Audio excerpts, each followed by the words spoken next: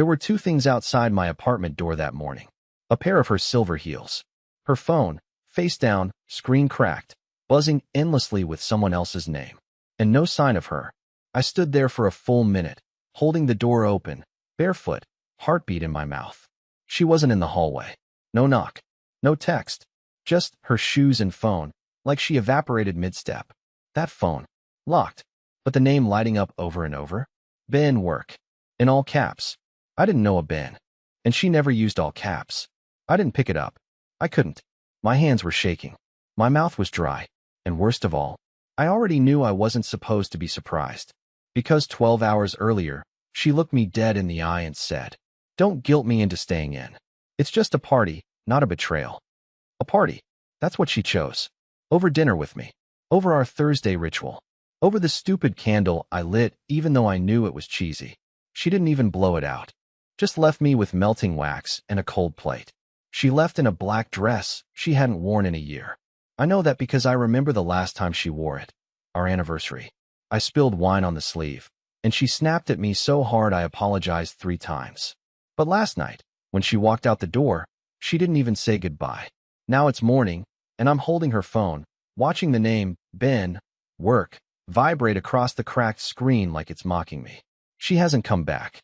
And something tells me when she does, I won't recognize the version of her that's standing on the other side. I didn't sleep that night. I couldn't. I just sat there on the edge of the couch with her phone in my hand and her heels by the door, staring at both like they might explain themselves if I looked hard enough. At some point, I placed the phone on the counter and backed away from it like it was a live grenade. The name, Ben, Work, kept lighting up the screen every few minutes, like a metronome counting down to something I didn't want to hear. I opened our shared laptop, trying to distract myself. I couldn't. My hands were hovering over the keyboard, but I didn't know what to type. I wasn't even sure what I was looking for. An email? A clue? Some digital breadcrumb she'd left behind to justify the fact that she hadn't come home, left her phone on the floor, and was, somewhere, with no shoes. I didn't find anything. What I did find was that she had cleared her browser history. Not all of it, just for last night. Just enough to be obvious if someone like me, someone obsessive, went looking. I hated that I noticed. I hated that it made me feel like a cliché. A paranoid husband stalking his wife's digital footprints. But you don't just leave your shoes, your phone, and vanish unless something really bad happened. Or unless something really bad was about to. At 7:14 a.m., her phone lit up again, but this time it was a text, just one, and it stayed on the lock screen. Ben, Work, you shouldn't have told him. We talked about this. That was when I stopped breathing. What exactly had she told me? Nothing. She told me nothing. She just stormed out, called it just a party, and disappeared. But apparently, to him, she had told me something. And he wasn't happy about it. I didn't know whether to feel betrayed, scared, or stupid. So I just sat there. For hours. Until the sun was fully up and traffic outside was humming. Like the world didn't care I was falling apart piece by piece. At 9:47 a.m., the buzzer rang. It was her. I didn't recognize her at first. Not because she looked different, but because she looked like she'd been erased. No makeup, hair messed, hands shaking. Her lips moved like she had something to say, but nothing came out. Just her eyes, wide, darting, red-rimmed like she hadn't slept. She opened her mouth again. Nothing. And then I realized she had bruises on her knees. Small, faint, but real. I stepped back, letting her inside without a word. She walked in like a ghost, saw her phone on the counter, and froze. Her fingers barely touched it before she pulled her hand back like it burned her. "Where were you?" I finally asked. No answer. So I tried again. "Who's Ben?" And that's when she started crying. Not the sobbing kind. Not the guilty kind. The silent, shaking kind. The kind that meant whatever I thought had happened last night. It was so much worse than I imagined. She cried for so long I stopped counting. We didn't move. The only sound in the room was the wheezing little gas heater in the corner and her occasional sharp inhale, like she was choking on her own silence. I stood there stiffly, not touching her, not comforting her, not out of coldness, but because I didn't know if I was allowed to anymore. Finally, she whispered, "I messed up. That's all. Not, I'm sorry, not I can explain. Just that, I messed up." And then she sat on the floor like her legs had given out, hugging her knees, avoiding my eyes like they were headlights on a highway. I asked again, quieter this time, "Who's been?" She flinched like I'd slapped her. Her fingers dug into her arms. Her nails were red, but not fresh polish. Smudged. One cracked, like she'd clawed at something. I don't know how long we sat like that. I asked small questions. She gave non-answers. I asked if she was hurt. She said no. I asked if she was safe. She hesitated. She hesitated. It was the worst moment of my life. Finally, she stood up and said, "I'll tell you, but not here." I don't know what I expected her to say next, but I know it wasn't what she actually said. "Can we go for a drive? Somewhere out of the city." A drive? After a night like that? But I said yes. Of course I said yes. We didn't talk much in the car. She just stared out the window, her thumb rubbing the ring she still wore.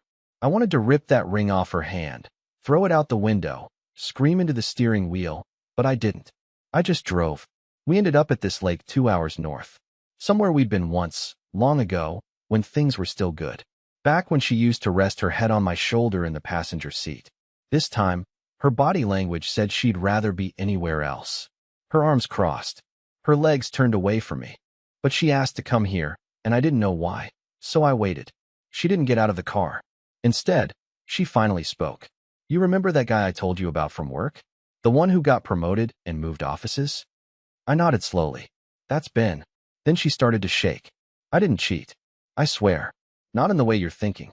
But I didn't stop something I should have. I let it happen too long. I encouraged it. I liked the attention. And last night," her voice broke, "I went to the party because I knew he'd be there. And I didn't go to be faithful." I felt like my chest caved in. She kept going. "I told him I wanted to come clean to you. He got angry. He followed me after I left. He wouldn't let me call a cab. He threw my phone. That's why it's broken. That's why I left it. I took my shoes off so I could run. Run. The woman I married had to run barefoot from another man in the middle of the night after going to a party she chose over me. And I had no idea whether I was more heartbroken by what she did or what could have happened if she hadn't made it to the door. She looked at me then, really looked at me, for the first time in weeks. "I don't know if you'll ever forgive me," she said. "But I didn't come here to be forgiven. I just needed you to know I wasn't proud of what happened." And that's when it hit me. She wasn't here to confess.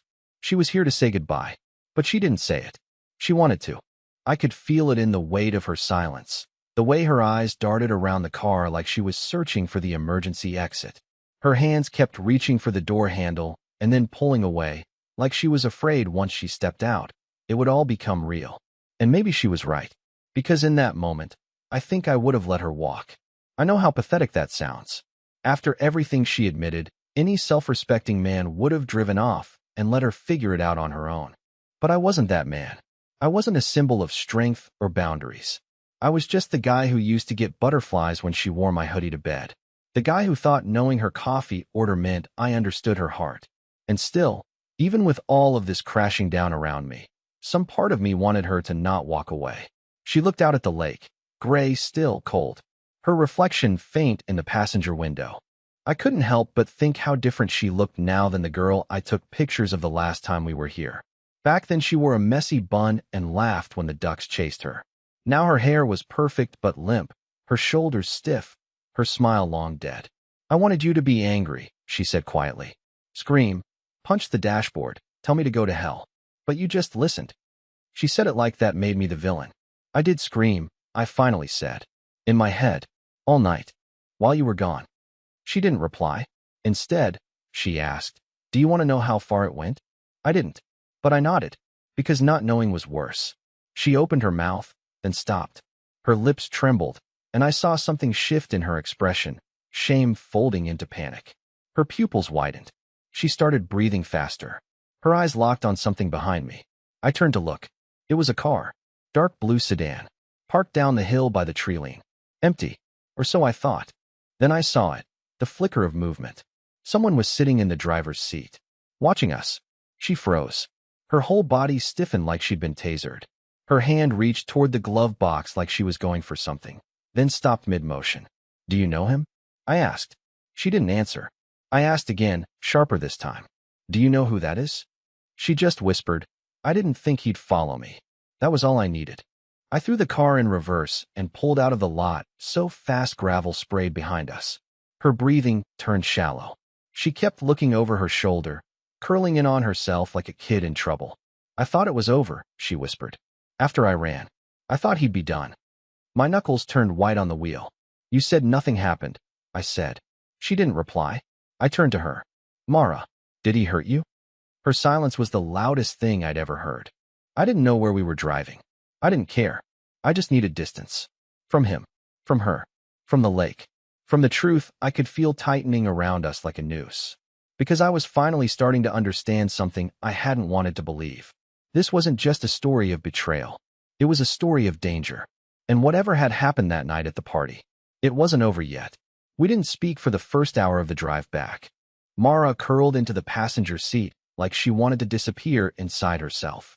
I kept glancing in the rearview mirror, not because I thought we were being followed, but because I knew we were. You can feel it in your bones when someone's shadow is too close. The road was empty, but every bend, every car behind us, even for a second, made my pulse jump. I had so many questions, but none I wanted the answers to. Every word between us felt like stepping onto a frozen lake. I didn't know which sentence would finally crack the surface and drown us both.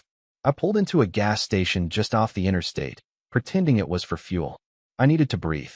I needed to see if we were being trailed. I got out, walked around the car slowly, like I was checking the tires. Then I slipped into the mini-mart, walked through the aisles, and casually scanned the parking lot from behind the glass refrigerator doors. I felt ridiculous, paranoid, like I'd watched one too many thrillers. But then I saw it. Same car, same dark blue sedan from the lake, parked across the street behind a delivery truck. And when I stepped out of the store, it was gone. Just like that. I stood there for a moment, the plastic bag in my hand crinkling under my grip. I didn't know whether to call the police or a therapist. I got back in the car and placed a bottle of water on her lap. She looked up at me like she hadn't realized I'd even left. Thank you, she murmured. It wasn't the kind of thank you give someone for a drink. It was heavier, like she knew I was still there when I had every right not to be. As I merged back onto the road, she finally spoke again. Her voice was quieter now. Hello, he said. I owed him. I didn't interrupt. He said he put his job on the line for me. That if I told you, I'd ruin everything. For him, for me. That I wouldn't be believed anyway. I felt my jaw tighten. And when I told him I didn't care anymore, that I had to tell you, he got quiet. That kind of quiet that's worse than yelling. You know? I nodded. I knew that kind of quiet. He took my phone and threw it. Said if I really wanted to walk away, I could do it barefoot. Like it was a joke. But I ran. I didn't even wait to see if he followed. I just ran. She paused, blinking quickly, trying not to cry again. I only looked back once. He wasn't there. But he always shows up after. Her voice cracked on the word after. That was when I understood why she had come back at all. Not because she wanted forgiveness. Because she wanted protection. She didn't say it out loud, but I saw it in the way she leaned a little closer to the passenger door, how her fingers curled around the seatbelt like it was the only thing tethering her to safety. I should have been furious. I should have told her to get out of the car, that this wasn't my fight anymore, that she made her choice the night she walked out in those heels.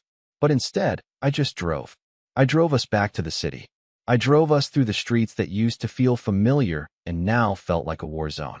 I parked outside our building, the same building where she dropped her phone and left her shoes like breadcrumbs from a nightmare.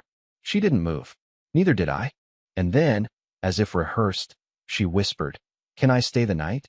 My mouth opened, but before I could answer, something caught my eye in the side mirror. A man, standing just beyond the streetlight, watching, and then smiling. He was standing just past the streetlight, partially obscured by the branches of the tree outside our apartment building. Arms folded, still, watching us. And then, as the headlights of a passing car lit his face for the briefest second, he smiled. Not the kind of smile you give when you bump into someone you know. No warmth, no awkwardness. Just that slow, deliberate curl of the lips, like he already knew how this would end and was just waiting for us to figure it out. I didn't say anything to Mara at first. I didn't want to panic her. But she saw my face, followed my eyes, and when she turned toward the window, she froze. Her hand gripped my arm. Hard. "It's him," she whispered. "Don't move." I wanted to laugh. Don't move? Like he was a bear in the wild? I wanted to get out of the car and rip him in half, but my hands were shaking. My throat was tight. And the worst part? A part of me was afraid to open the door. We waited. I watched him like he might vanish if I blinked. But then, a noise. The front door of our building opened. Someone stepped out with a dog, and just like that, the man was gone. Disappeared into the shadows. No sound. No footsteps. Nothing. Mara was still clutching my arm when I turned off the engine. We made it upstairs without a word. I locked the door. Then I locked the second lock, the one we hadn't used in years. She sat on the edge of the couch like she couldn't decide if she should stay or run again. I can't report him, she said suddenly. Not without. She didn't finish the sentence. But I knew what she meant. Not without telling everything. And she didn't want to. Maybe couldn't. I walked into the kitchen, hands shaking too badly to pour water. I gripped the counter, trying to steady myself, but the thoughts in my head were screaming. Who was this guy, really? Was it just obsession? Was he dangerous? Had she been protecting me by not saying more, or protecting him? I went back to the living room and asked her flat out, "What else haven't you told me?" She didn't flinch, just stared at the floor, fingers knotted. "I let it go too far," she said. But it wasn't just about attention anymore. He started saying things, threatening things, about you. I felt like someone punched the air out of my lungs. "What do you mean about me?" She looked up at me, eyes wide. "He said you were the reason I was stuck. That I was wasting my life trying to love someone who didn't know how to fight for me. That if I ever really wanted out, he could help." She swallowed hard. I laughed the first time. Thought he was joking. But then one night, he told me the code to our building. Said he just wanted to check on me. I told him never to use it. That it crossed a line. But he said I didn't really mean that. I sat down. I didn't even remember doing it. I just couldn't stand anymore. All this time, I'd been blaming her. And yes, she had made her choices. She'd hurt me, lied, hid things. But this was a whole other level. He hadn't just blurred boundaries. He'd been planning something bigger. I stood up and started pacing. "We need to go to the police," I said. She shook her head immediately. "There's no proof. No messages. He deleted them. I already checked." I grabbed her phone from the table. The screen was still cracked, but it powered on. Sure enough, empty. Wiped clean. She looked up at me then, and I'll never forget the look on her face. A mix of shame, fear, and something worse, defeat. "I made this mess," she said, "and now I've dragged you into it." I stared at her. This woman I used to know, this stranger sitting on my couch, in my home, in my life. And I realized something terrifying. We weren't safe here anymore. Not from him. And maybe, not even from each other. I spent that night moving from window to window, peeking through the blinds like a man under siege. I hated myself for it, but I couldn't stop. Every sound from the street felt like a trigger. A car door closing. A bottle clattering in the alley. Even the elevator groaning down the hall. Mara tried to sleep on the couch, but never closed her eyes. She lay there, motionless under a throw blanket, staring at the ceiling like she could will herself invisible. We were both prisoners in my own apartment, but it didn't even feel like mine anymore. It felt like some waiting room before a verdict. Around 3 a.m, I stopped pacing and sat across from her. "We can't do this," I said. "We can't sit here waiting for him." My voice cracked halfway through. I didn't sound like a husband. I didn't sound like a man. I sounded like a kid rehearsing an apology. She sat up slowly, hair falling into her face, eyes rimmed red, but dry now. "Then what do you want to do?" she asked. "We can't call the police. We can't prove anything. He knows where I live. He knows where you live. He'll just—" She trailed off. We both knew how that sentence ended. I don't know what snapped inside me, but something did. Maybe it was the fact that she kept saying, "we," like this was still our problem together when she had created the whole nightmare. Maybe it was the image of that blue car at the lake, the way it vanished at the gas station, the way he smiled under the streetlight. Maybe it was just exhaustion. But I leaned forward, elbows on my knees, and said quietly, "We'll leave." She blinked. "Leave? Pack a bag. Tonight. We'll go to my brother's cabin. It's off-grid. No one knows about it." She shook her head immediately. "No. He'll follow. He always follows." Something in her voice made me pause. Not just fear. Something darker. Like she wasn't just afraid of him following. She was afraid of me finding out why he would. I stared at her for a long time. "What aren't you telling me?" I asked again. This time she didn't even try to deny it. She just pressed her palms over her face. You won't understand, she mumbled through her fingers. Try me, I said. When she lowered her hands, her eyes were different. Harder. He's not just some guy from work, she said.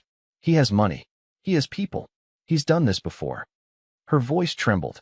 He said if I ever tried to walk away, he'd ruin you. Not me. You. That's why I stayed. That's why I lied. I was trying to keep you out of it. I wanted to laugh, but nothing about it was funny. You've already dragged me into it, I said. It's too late. We both sat there in silence for a long time. Then, finally, she whispered, he doesn't think you'll fight back. It wasn't a taunt. It wasn't even a plea. It was like she was stating a fact carved into stone. I stared at her, this woman who had chosen a party over me and now sat trembling on my couch, and realized she was right. I had never fought for anything. Not really. Not even for us. Outside, a car rolled slowly past the building. Headlights swept across the window like searchlights. She flinched. I didn't move. My mind was already somewhere else, playing a different movie, one where, for once, I didn't just sit and wait for the next blow. One where I didn't just listen. I stood up, grabbed my coat from the hook, and pulled on my boots. She sat up. Where are you going? She whispered. To stop this, I said. My voice surprised even me. Low, steady, like someone I hadn't met, yet was speaking through me. Don't, she said. Hill, she didn't finish. Because maybe she didn't know what he would do, either. But I did know one thing. The man who left shoes at his door and stared at his phone like a victim was gone. The man getting into the elevator at 4 in the morning wasn't sure what he was going to do, but for the first time since this all started, he was going to do something. And I wasn't sure if I was coming back. I didn't have a weapon. I didn't have a plan. I didn't even know where he lived, just that he had a name, a car, and a pattern. He followed her. So I let him follow me. I walked the streets near our apartment for an hour. No destination, just movement. I passed diners, bus stops, 24-hour bodegas. I ducked into a parking garage and doubled back twice. I wanted to be sure, and at 4:48 a.m. I saw him. Same car, same dark blue, same low idle hum in the quiet street. He wasn't subtle. Maybe he didn't think he had to be. So I made it easy. I walked right up to the car. He rolled down the window slowly, like he already had a speech prepared. But I cut him off before he could speak. She's not afraid of you anymore, I said. My voice came out clearer than I expected. And I'm not either. He laughed. Not loud. More like a smirk made audible. That's so, he said. I nodded. You want to ruin me? Go ahead. Ruin me. But I'll make it expensive. I'll make it public. And I'll make damn sure you don't get to do this again. He tilted his head. What do you think you're doing here? I'm ending it. He smiled wider, but I didn't blink. I just kept staring, refusing to let him have the last word. And after a moment, just a second too long, I saw something shift in his eyes. That moment when bullies realize their power is slipping. Then I walked away. Back home, Mara was still awake. Same spot on the couch, knees tucked in, eyes wild when I opened the door, but this time, there was something else in them too. Hope. I didn't tell her everything he said. I didn't have to. The silence was enough. We need to go away for a while, I said. She nodded. We packed that morning. Nothing dramatic. Just what fit in a couple of duffel bags. We left the city behind before sunrise, drove until buildings turned to trees, until the signal dropped and we didn't care. At my brother's cabin, we didn't talk much at first. She stayed quiet. I stayed watchful. But slowly, quietly, something began to change. We started making meals together again. She laughed at something dumb I said. I saw her dance barefoot on the deck one morning when she thought I wasn't looking. There were still shadows between us. Regret doesn't vanish with distance. But in the silence, we found room for something else. A choice. To heal. To rebuild. To forgive. Not just each other, but ourselves. Weeks later, she stood beside me on the porch with coffee in hand, hair messy from the wind, and whispered, "Thank you for not giving up on me." And for the first time in what felt like a lifetime, I told the truth when I said, "We're just getting started."